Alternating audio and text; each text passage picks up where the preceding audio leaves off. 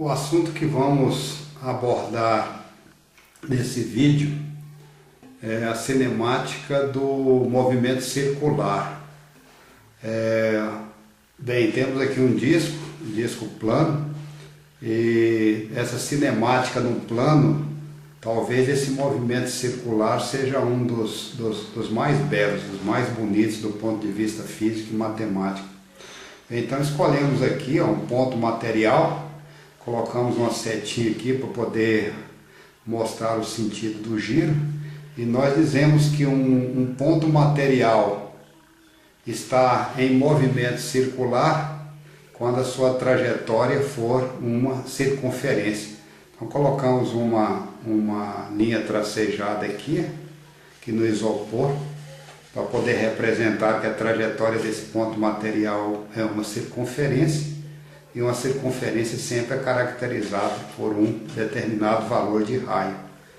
Bem, então esse ponto material que aparece em preto aqui, quando ele gira nesse sentido, ele está percorrendo uma trajetória, primeiro que se encontra num plano, que é o plano do próprio disco, e essa trajetória será uma trajetória circular, porque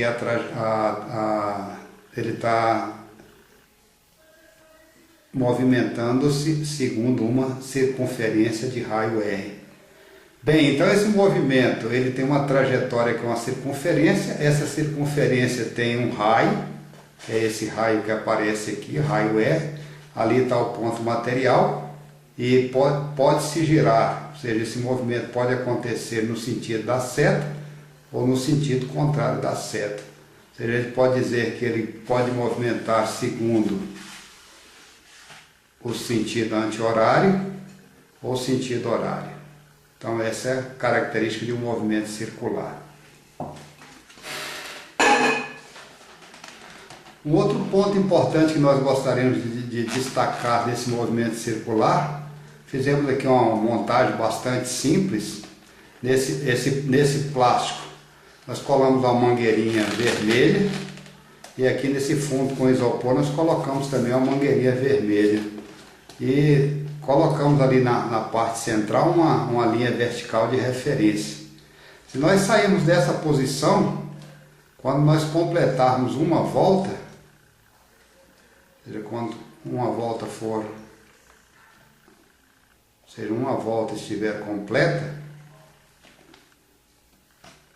esse ponto material que está nessa mangueirinha de raio menor terá percorrido então essa distância. O comprimento dessa mangueirinha que aqui está, que é igual a 2π vezes o raio. Já o ponto que se encontrava naquela posição de maior diâmetro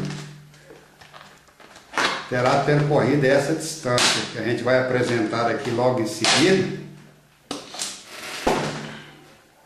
Ou seja, aqui estava na posição de raio maior, percorreu essa distância. Estou tentando mostrar para vocês aqui, é essa. E a que estava no raio menor, percorreu essa distância. Ou seja, a distância percorrida por quem estava no raio menor, ou seja, o ponto material que se encontrava no raio menor percorre uma distância menor do que a que se encontrava no raio maior. Essa terceira apresentação, nós estamos pegando aqui uma furadeira elétrica, e prendemos aqui na furadeira e no mandril também um disco de isopor. Aqui está o centro do mandril.